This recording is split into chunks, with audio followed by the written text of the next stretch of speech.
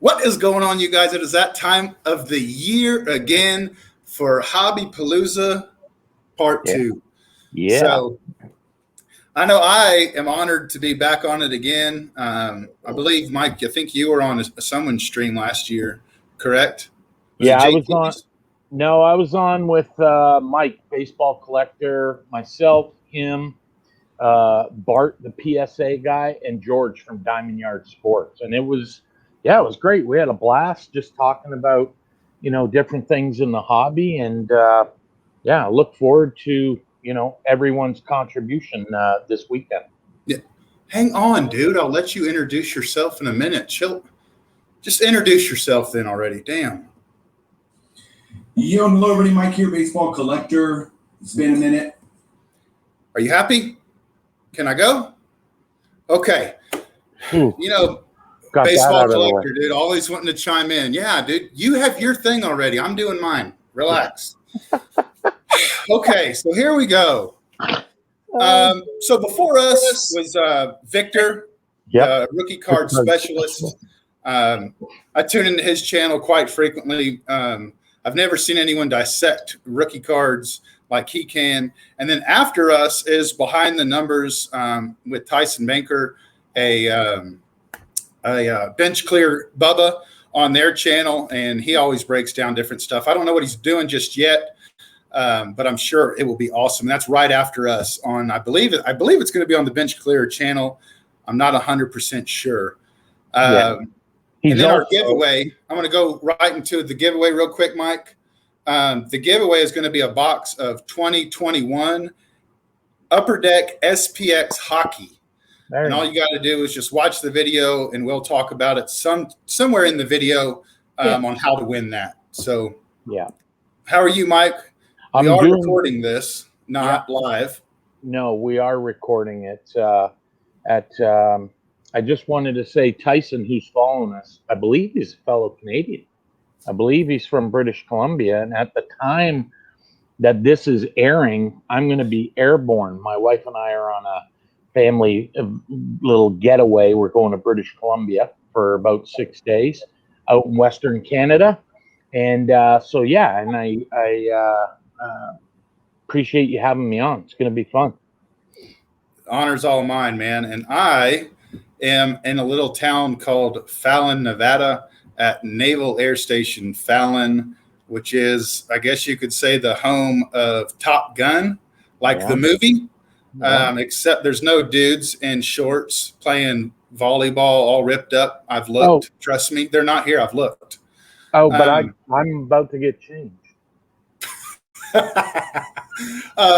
So back in the day, like when that movie came out, that was filmed in Miramar, California, and that's where Top Gun was. Well, now it's out here in the desert.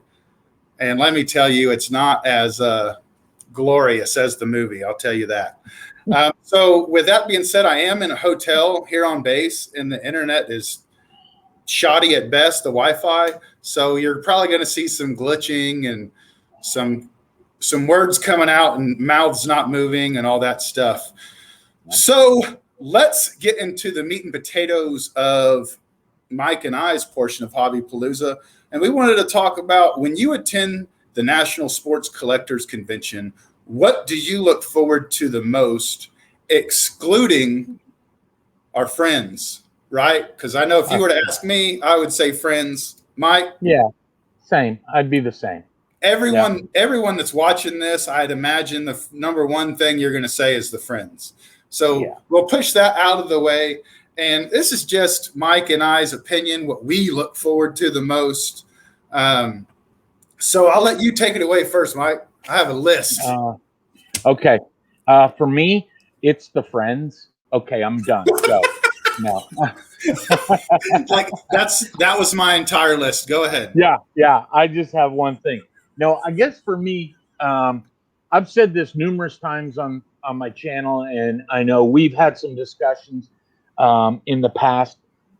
I always talk about how Canadian card shows are so hockey oriented. I mean, it's crazy the amount of hockey that's up here. it's what we're known for, the game of hockey. Although it's not our national sport, it's what we're known for. And I'm not saying there isn't vintage baseball or football or even basketball, but there's very, very little of it. And going to the national for me, I just want to preface this by saying I've only been to one national. I went to the national in Chicago in 2019. I started watching some YouTube stuff in 2018, seeing a bunch of you guys' videos and that, and then got involved with doing my own channel. And then everyone started talking about the national. I'm like, I've always heard about it, but I've never been. And I thought this would be a good time to go.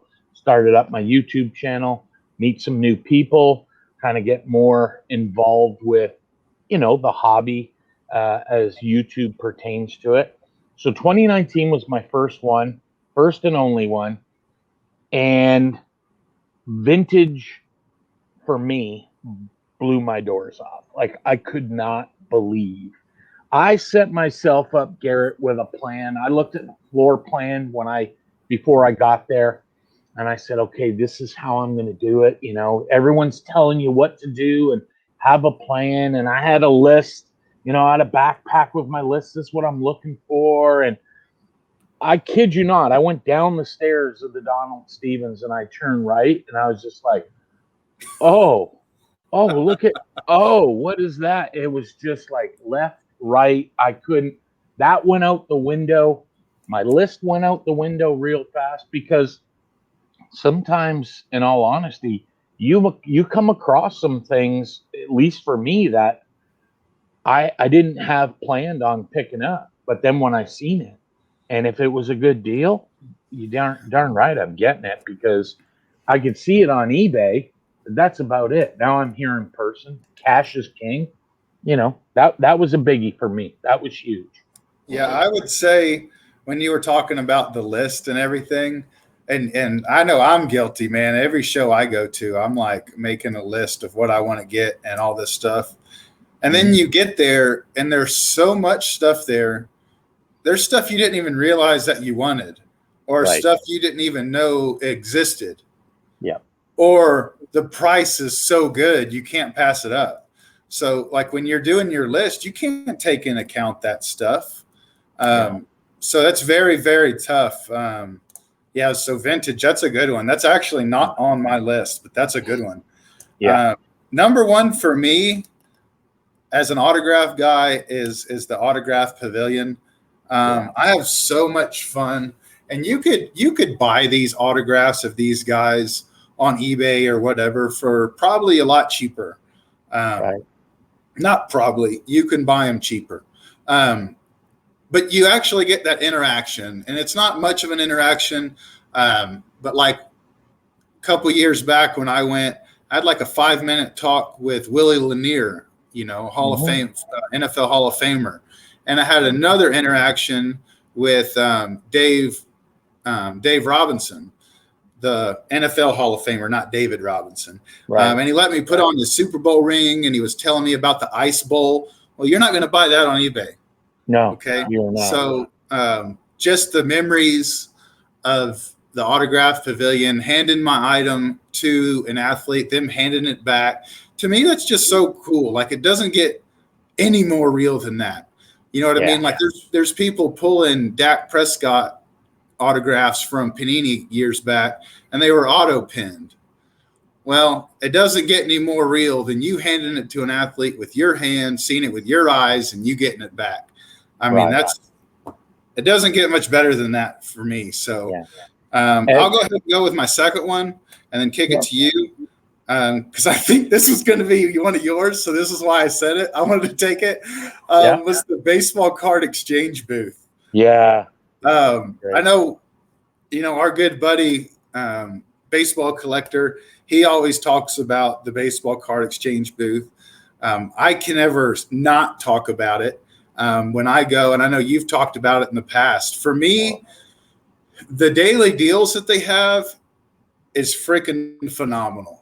They are. I mean, absolutely phenomenal. It's limited, but they might have like I think one year they had like a Ralph Kiner Perez Steel, $5.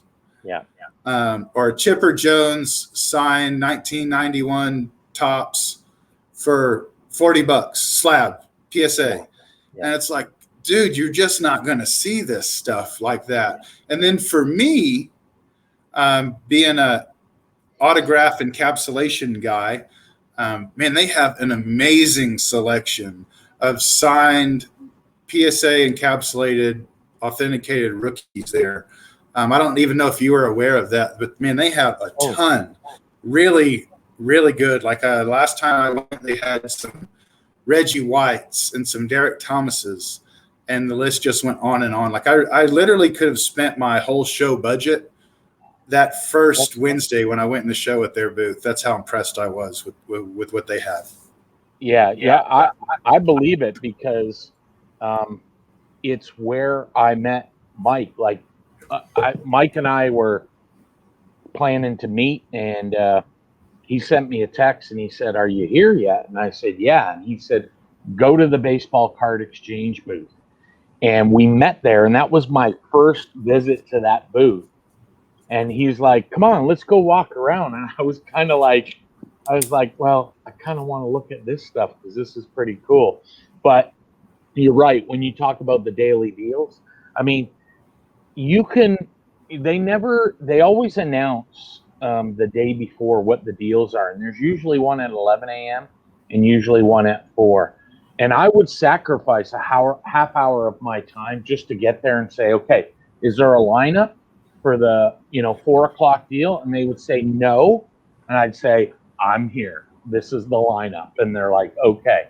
And you could only get one of everything, but they would have 6 or 7 deals. Like I actually got a Carl Yastrzemski autograph Beckett COA baseball for $30.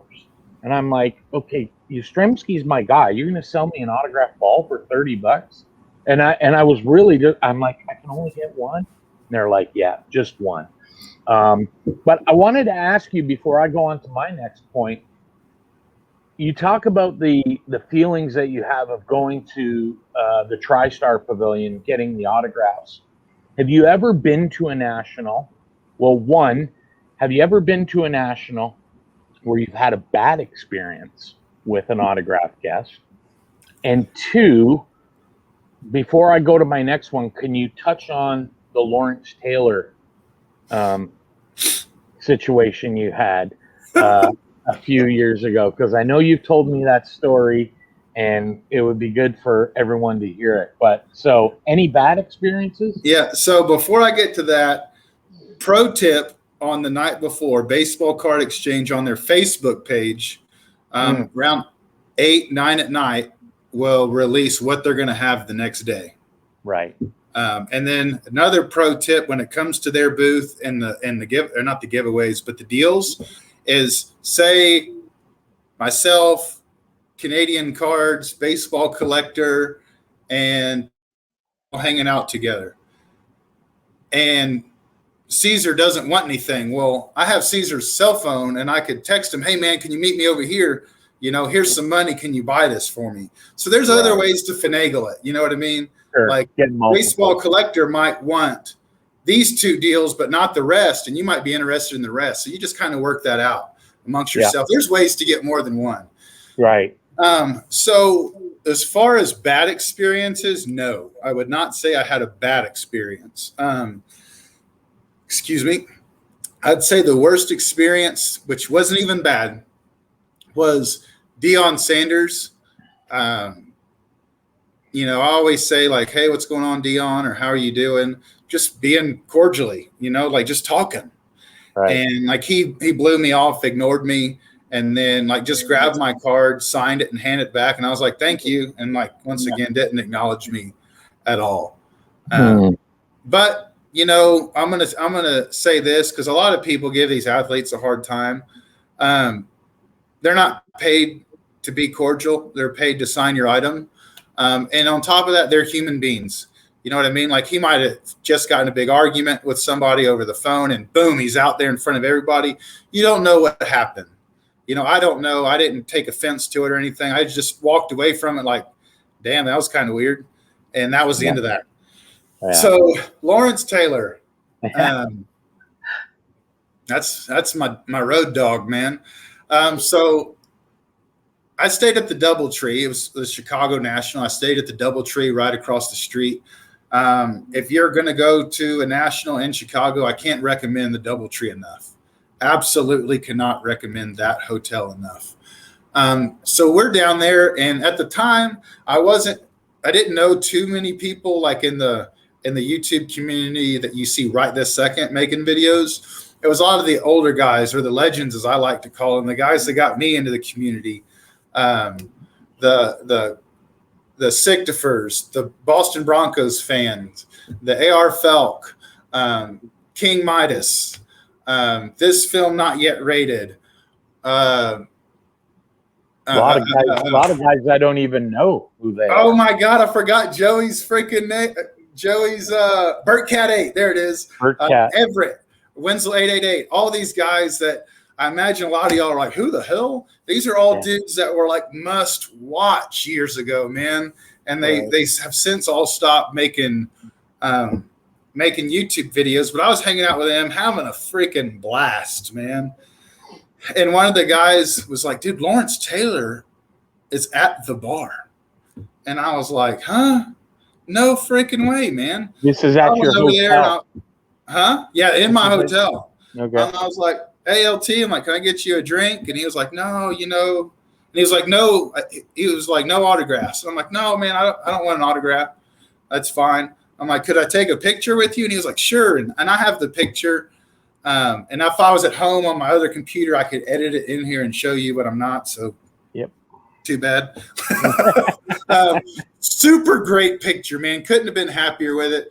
Great experience. Huge smiles. Super friendly. Super nice. Okay, so cut to the next day.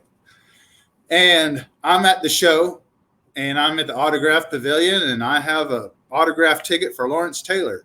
I want him to sign a rookie card for me.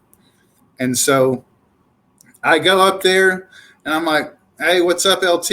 I had a blast last night. Thanks for the picture. And LT was drinking, obviously, at the bar. Yeah. But when I went up to the table, it looked like LT was already drinking a little bit of apple juice, if you know what I mean. Not exactly apples. Yeah. And so he was like, looked at me, and he was like puzzled. And he was like, are you that guy that challenged me to a foot race last night? I was like, no, sir. No, that wasn't me. And he was like, no, I'm pretty sure it was you. And I'm like, no.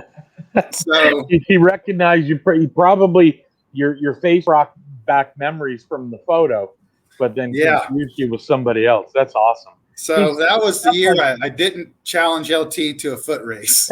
So what do you got next? Maybe the next national you can. Yeah.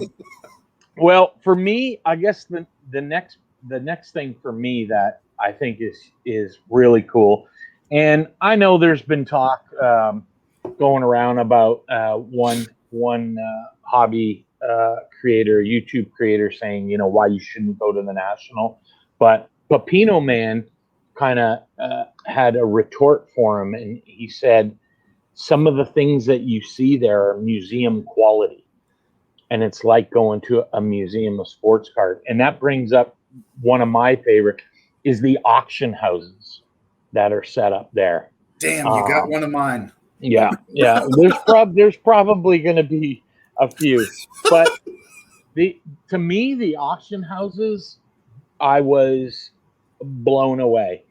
I actually took several different videos at the National and posted them to my YouTube channel, and my highest view count for which, to some people isn't a lot. I'm small potatoes, but I've got 1 2-minute video that has, I think last time I checked, it was like over 7,000 views. And I think I'm at Heritage Auctions, and they've got a Honus Wagner behind the glass, slabbed up. It was in rough shape. I can't remember if it was authentic altered or just a low grade, but the fact that it was there, it was like right there, and you get to actually see this in person. Right. and obviously they've got some big dudes working security. It looks like Secret Service is walking around. Big Right. dudes in suits, and they got earpieces, and it's like nobody's doing anything funky here.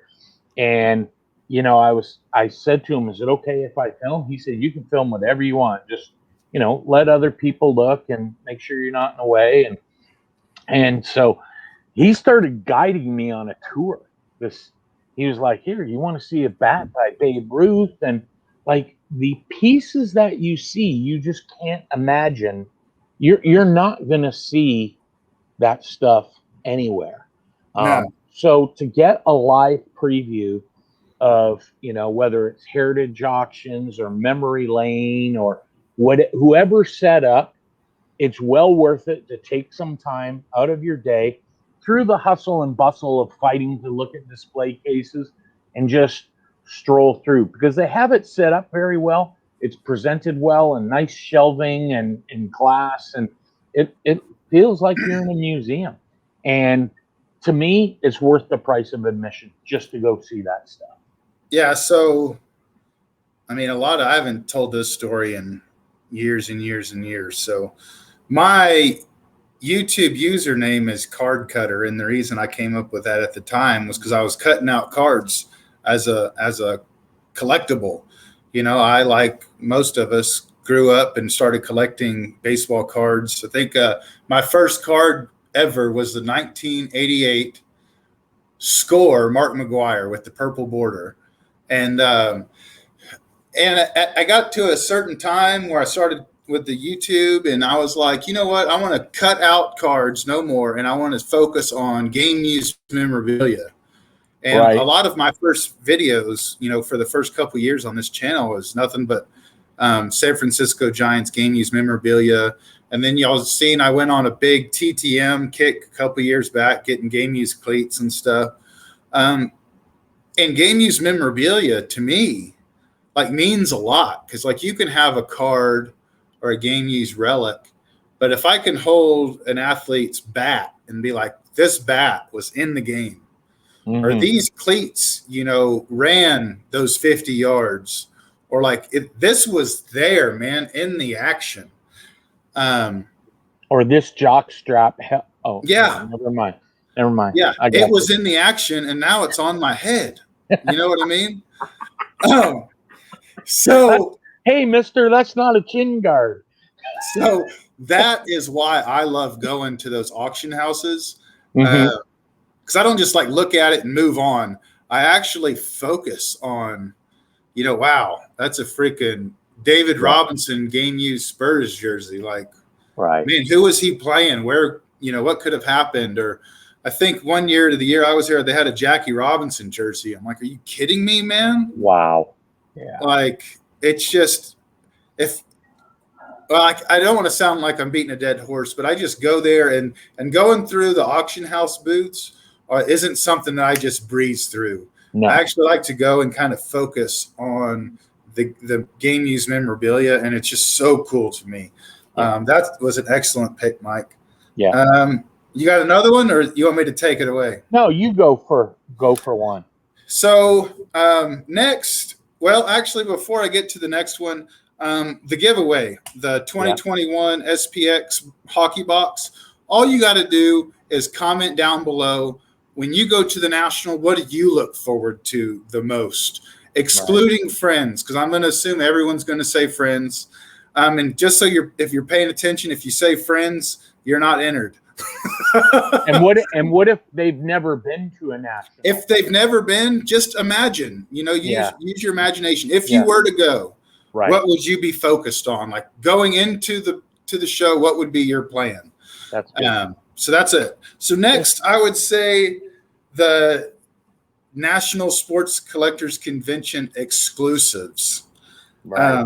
Not the ones necessarily that they give you in the VIP or the super VIP bag when you come in. Those are cool. They're kind of boring, but it's cool. But I'm talking about the ones that come in the top silver packs. Yeah. And for me, I think it's so freaking cool that they say NSCC exclusive in the year. what's kind of funny is at the show or during the show and about a month after, man, those cards go for a good dollar, dude.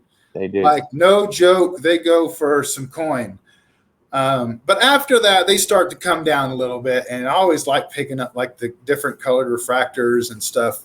Yeah. Really cool, man. I think something very unique to the National, and you Absolutely. can always have a card and be like, "Hey, I got this at the what is this 2017 National?"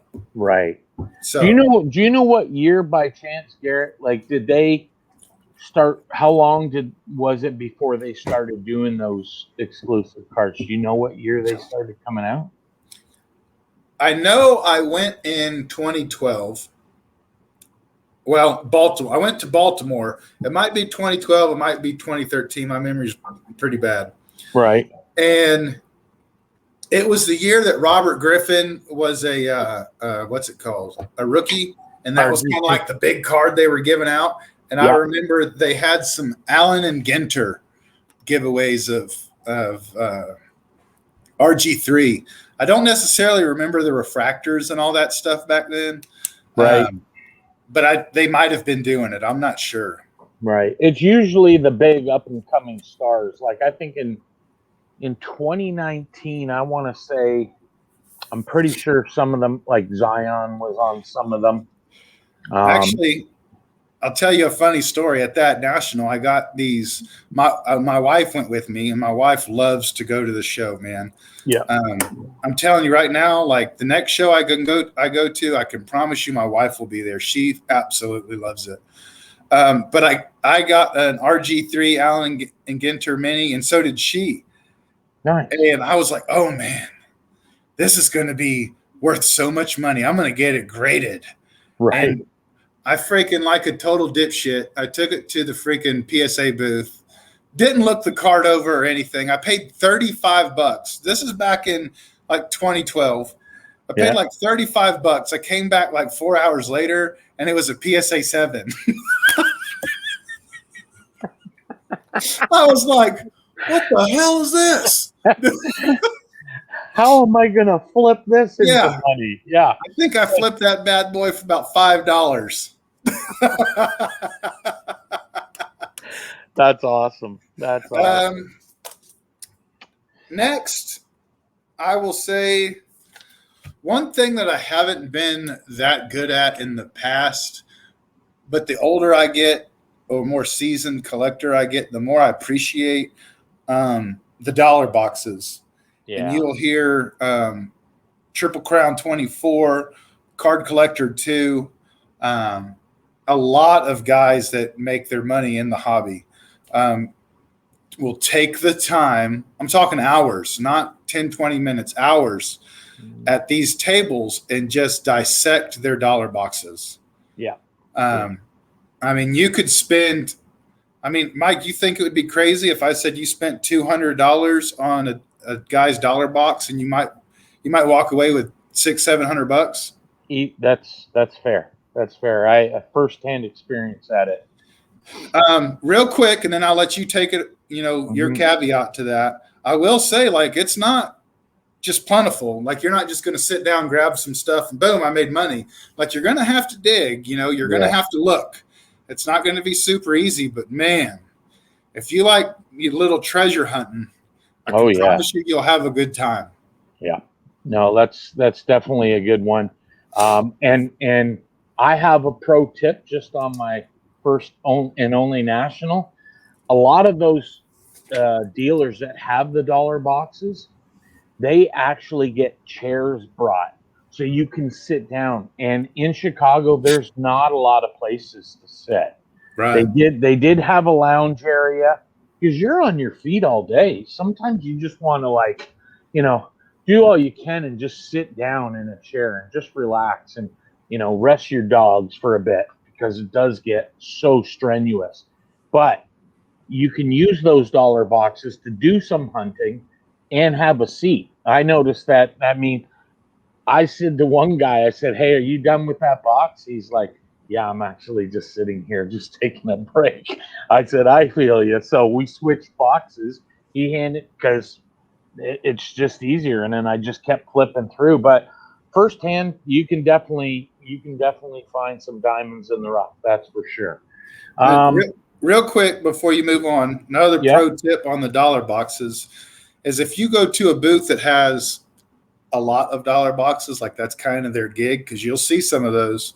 Oh yeah. If you talk to the dealer beforehand, like, hey, if I buy $300 or if I buy 300 cards, that'd be $300. Yeah. Or 500 cards, will you give them to me for 70 cents a piece or 50 cents a piece?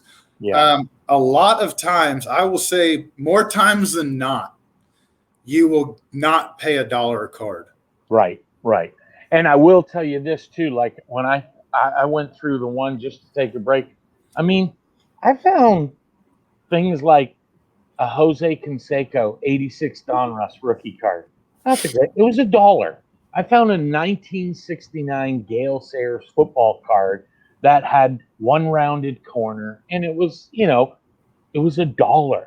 Like you're just not going to find that kind of stuff. Right.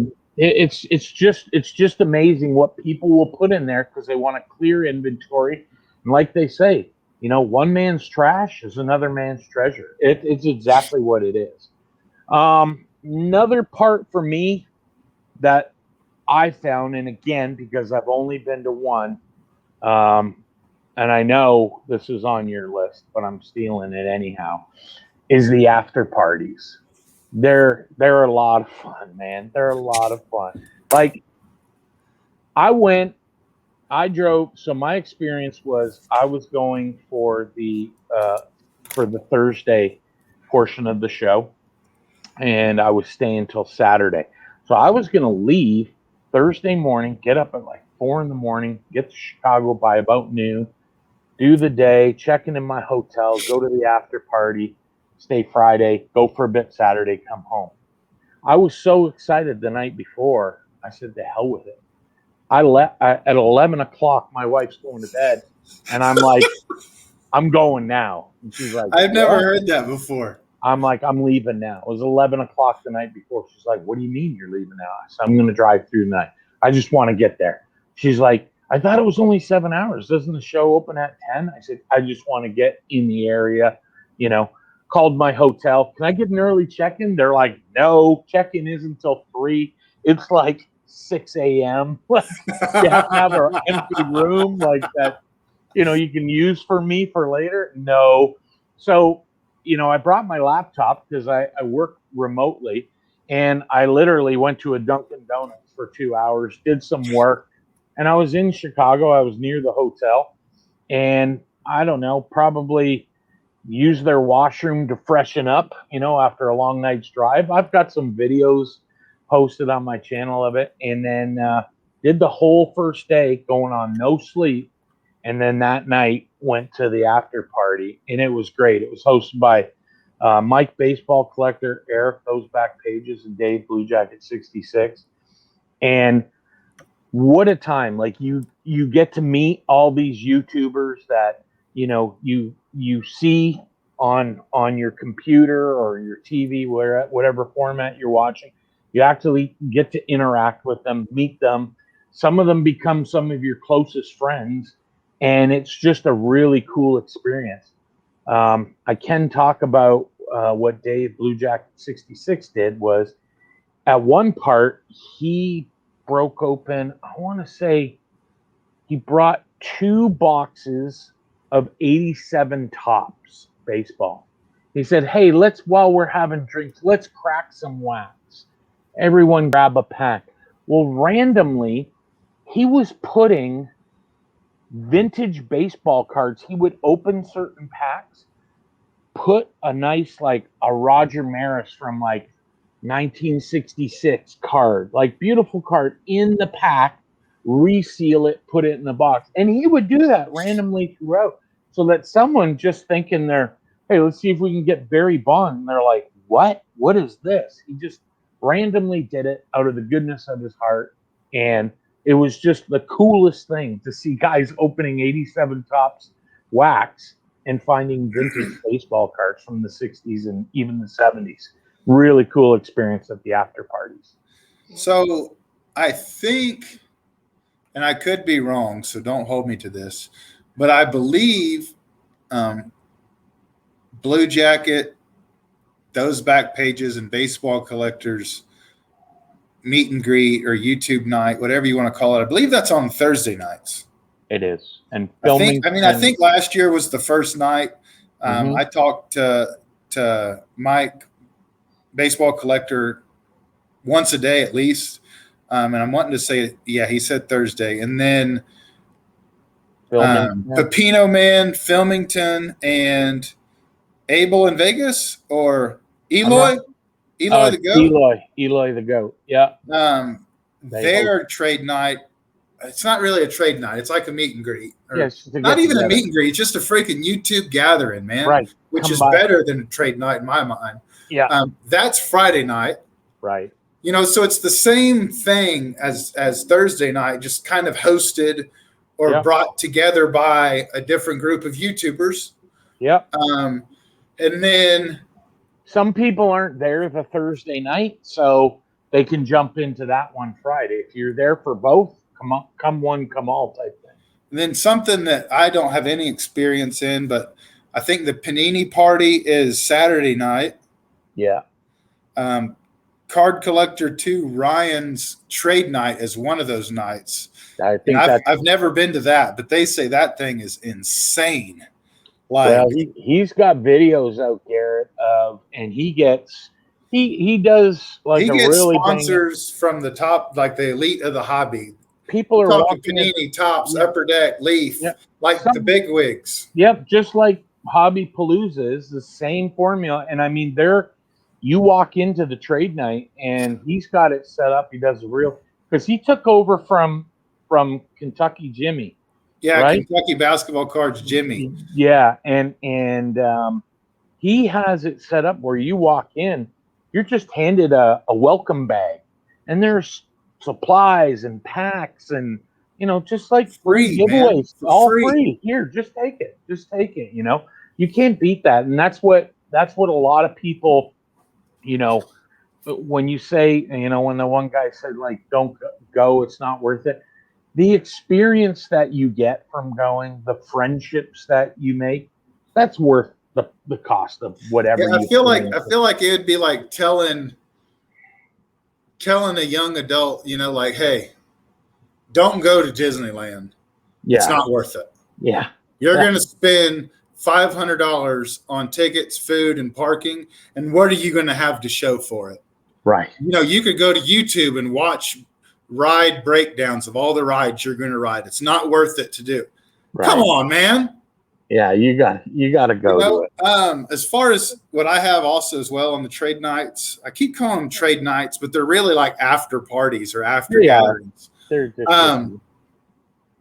I got to where I enjoyed those as much, if not possibly more. That's probably hard to believe, but more than the show, to where I would leave. This is no joke. I would leave the show every day at 4. I would take off to my room, right across the street. Yeah. This might be a little TMI. I'd run in my room, rip my freaking clothes off. Yeah. Keep my drawers on. I don't want none of y'all imagining nothing crazy. And take my shoes, take my socks off, and I would take like an hour nap. Yeah. And I'd wake up like at 5:30, ready to freaking go, dude. Because I just walked, I'd be up at like 8 in the morning. Yeah. Downstairs in the lobby at the restaurant, eating with other YouTubers, eating breakfast. And I mean, you're go, man. Oh, yeah. Till 4. And, I would take a nap just so I could stay up as late as possible for the after parties, because they were so much damn fun, man. Yeah. I remember one of the last ones I went to, there's a dude in he's not here in the community anymore, great YouTuber back in the day, Boston Broncos fan. He bought a box of museum collection, and I don't remember the year. Mm-hmm. Not a box, a case. He bought a case. Oh, wow. And he was like, hey, man, I want to open this with y'all. And we were like, oh, shit, cool, man. And there must have been 25 YouTubers, dude, around this guy.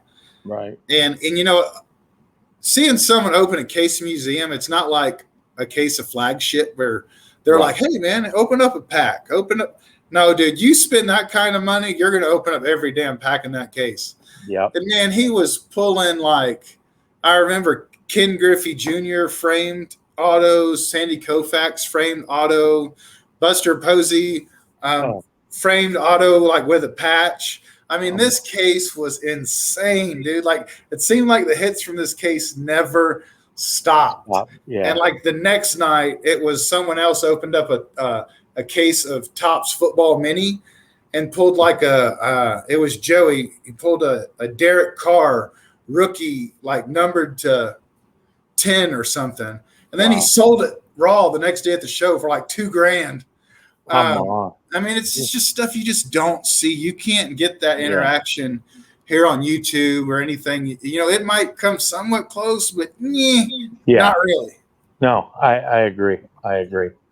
One thing that also I wanted to bring up too, Garrett, that I always, it's not so much one thing that I look forward to, but I think it's one thing that people have to be aware of is one thing I was looking for in 2019 was a Roger Staubach rookie card.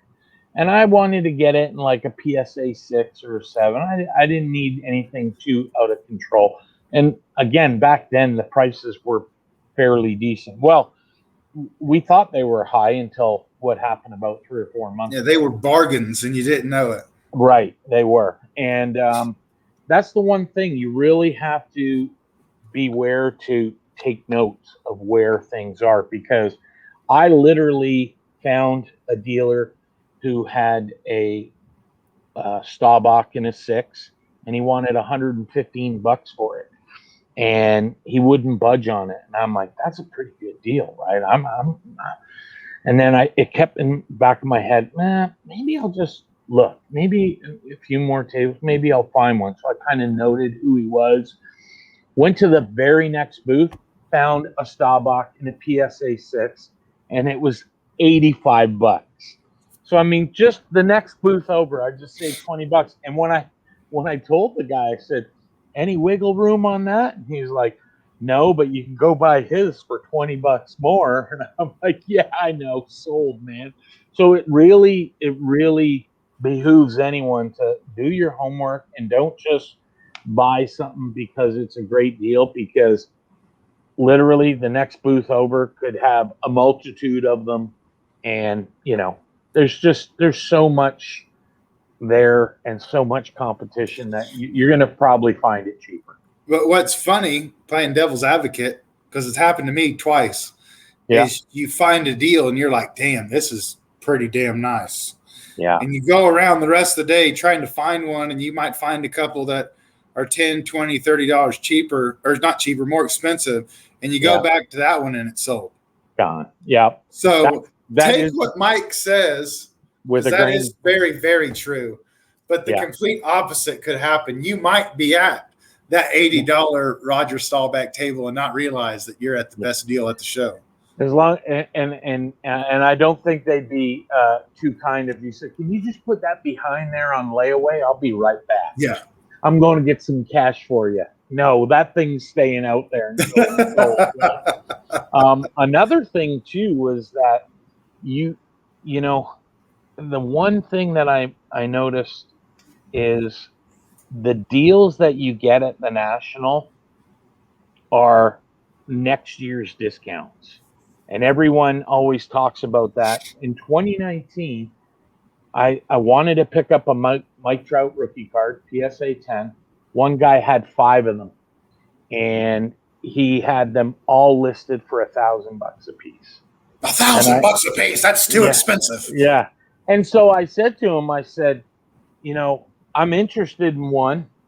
Like, you know, would you take 800? He said, I'll tell you what, I'll let it go for 800, but you have to take all 5 at 800. And I'm like, no, I just want one, man. I'm not dropping $4,000 here.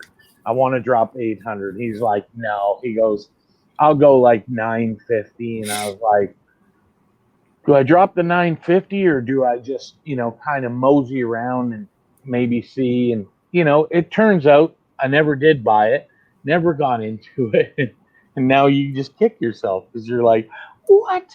You should have bought them all. Yes, shoulda, coulda, woulda, but didn't, And that's what they talk about, where whatever you're paying, it's next year's discount. So don't always think that you're not getting a good deal. For the most part, you're getting a deal, and next year it'll prove itself. Yeah, this is kind of a side note, and I just want to say it so I don't forget it. But one thing I like to do every national I go to, and it's probably not in the cards for everybody or not in everyone's budget, but for me and my wife, like whenever I go to a show, it's not spontaneous. We have 4 kids at the house, and 2 of them are, might as well be. Well, they are adults. One's a 17-year-old, and one's a 19-year-old. Mm-hmm. So they eat like truck drivers. So we have to save, so that's how I'm able to do this. But one thing I always like to do is I like to buy one item that's, around $1,000. Yeah. Because to me, that is an ass ton of money. Pardon my language. Mm-hmm. Yeah. That's a ton of freaking money. And that is an item that when I purchase it, every time I see it, I will know, hey, I bought this one at this national. Right. Now I'll tell a funny story. I'll tell myself, and I know Mike knows this story. Just because you buy it for $1,000.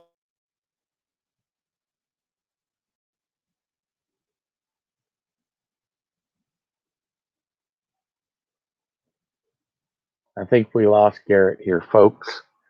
Yeah, it looks like he's locked out here. So I'm going to try and run this on my own. We're having a moment. I guess we are the 2021 version of Stouf and Bob Lewis, where they had some issues. Oh, here he comes now. There we go. Okay. All right. I was just about to run solo here, buddy, but I'm glad you're back. Yeah. So in 2012-ish, whenever it was, Baltimore, I bought. Don't laugh at me now, damn it. A Pablo's. Okay, at the time, the Giants are on top of the world. They've already won multiple championships. Pablo Sandoval, the World Series MVP. And I bought a game used glove for $800.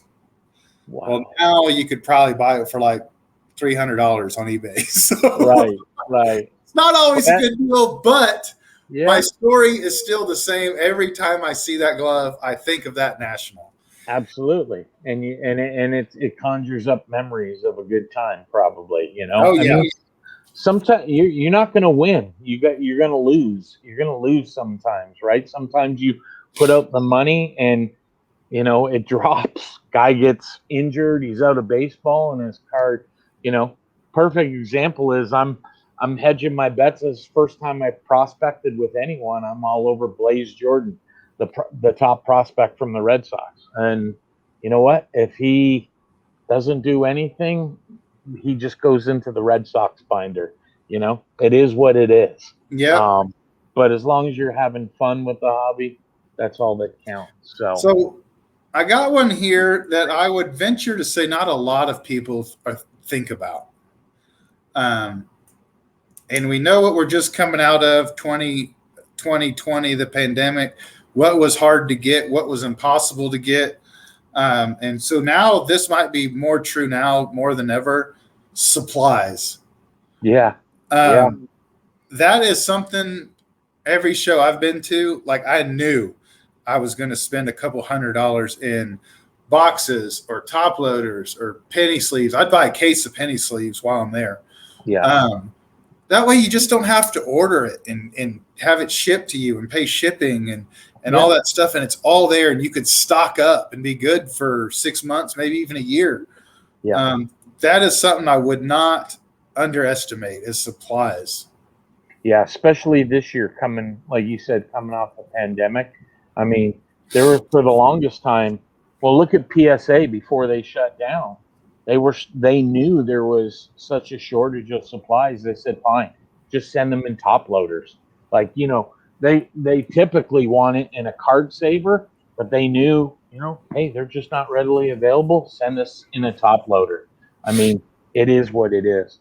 One last thing I want to touch on before because I guess we're going to get ready to close out pretty soon, is going to blowout cards for the wax deals. I know in 2019, I look back, Eric, those back pages has a great video where he shows the wax deals. Like they're selling blasters for $5, on Yep. Saturday or Sunday. They don't want to take that stuff home with them. And you're going to find that a lot. The later you stay, people who are bringing wax, I mean, they're not going to take a bath on it, obviously, but some of the stuff, they've probably made their margins and they're like, okay, just get rid of it. It's one less thing to bring home, And there was literally a video out there with Eric showing, basically, hey, look at all these deals. And he's going through saying, this is so-and-so's rookie in this blaster, and this is so-and-so's. And it's, now you look back and you go, oh my God, like for $5, those blasters are probably worth 200 now. Just even if you did it as a investment to move down the road, see if someone big comes out of it. Because at the time, you pay retail for a blaster, and then all of a sudden someone's blowing it out for $5. It's worth it just to take the chance. Rip them all open if you want, or just hang on to them and move them at a later date. Yeah, I'd say on the wax front, one thing I like to do, at least you could do this back in the day. I don't know if you can do it at this year's show. I like to go buy some obscure older boxes that, like from when I was a kid. I'm talking like 1992 triple play, 93 triple play, maybe 92 score. Yeah. Stuff like that. And it'll be like $5. Once again, It may not be this year. It'd be like $5. And I would go through, I would break the whole box and laugh and look at cards. And I would, don't crucify me, but I literally would just throw the cards away. Yeah. Because to me, it was worth $5 of entertainment just to go open down. it up. Like I remember like the 1992 triple play San Diego chicken card. Yeah. You know what I mean? Like you just don't see that stuff in today's product, man. It was so cool, Well, and you talk about that. I know JT's mentioned it too. There's a lot of people that will break open boxes in the breaker pavilion. They have tables set up for you to break, or especially they have tables like upper deck. If you're going to break some hockey boxes, they have tables and chairs. You get to sit down, but it's because you bought a box of hockey to break. Right. And a lot of people, what they do is they have their supplies. They leave all the base cards there, and they just take the hits. And there are stacks of base cards there. You just go help yourself. Take as much as you want. Go through it. Take out your team, whatever, I would say if you brought an empty 5,000 count monster box, you might have to look. I mean, I'm not going to say it's just you're going to be tripping over them in every aisle. But I bet you over the 5 days, you could fill that thing up. Absolutely. I mean, it might be Topps opening day. I mean, they're not going to have freaking flawless base everywhere, But, I mean, for the kids, especially for the kids that go, I mean, the adults, we might look a little weird freaking by the trash can. Yeah. Digging out, right? Filling a box. We might look a little crazy. Yeah. But it is 2021. Everyone's a little crazy nowadays. But I mean, there's free baseball cards, man. Absolutely. People leave them behind all the time. They're just looking for the hits. They're not lugging. It's the same thing. They don't want to lug the base cards around. So they got their top loaders or their mags or one touches, whatever it is. They put them in there, put them in their backpack, and they move on. They just leave the base there. And sometimes there's, decent cards in there. It's definitely worth it. So. Last thing I have is I always think it's cool seeing the rare cards, cards you just don't see. You'll see a lot of those mid-90s PMG basketball cards. Stuff you just don't see anywhere. I don't collect basketball, but I appreciate the rarity of that stuff. So I think that's something I always look forward to as well.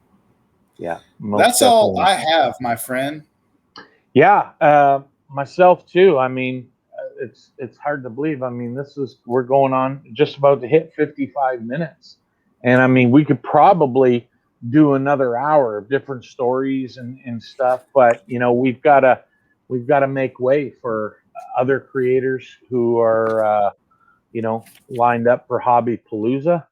Who do we have? Who do we have following us? We have Tyson. Tyson Banker, behind the numbers. So I think he's probably on the Bench Clear network. So I think Like I said at the intro, I think so. yeah, I think people have to go to Bench Clear to tune into him.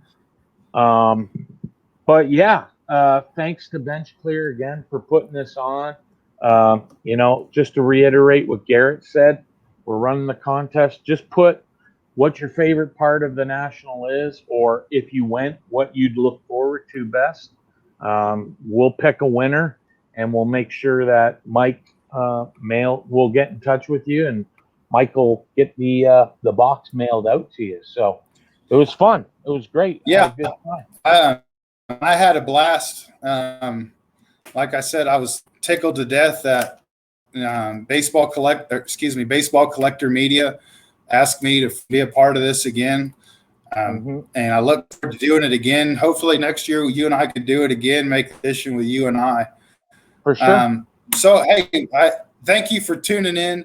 I'm sorry for the internet glitchiness, but till next time, adios, be safe, bye-bye, doodles.